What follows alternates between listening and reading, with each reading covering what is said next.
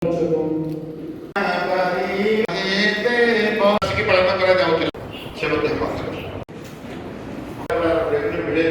बापूजी महाविद्यालय मेधावृत्ति संवर्धन उत्सव आयोजन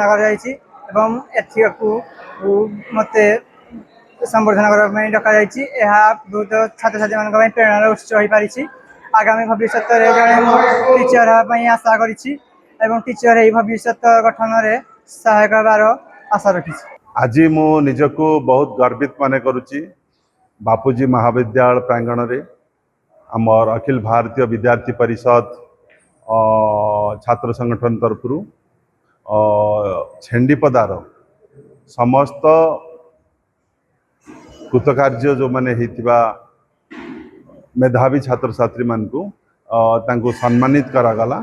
निश्चित भाव में एक खुशी खबर आम अंचल रे मेधावी मान को उत्साहित करने तांकर उत्तरोत्तर कामना करने एक भव्य दिव्य प्रोग्राम अच्छी।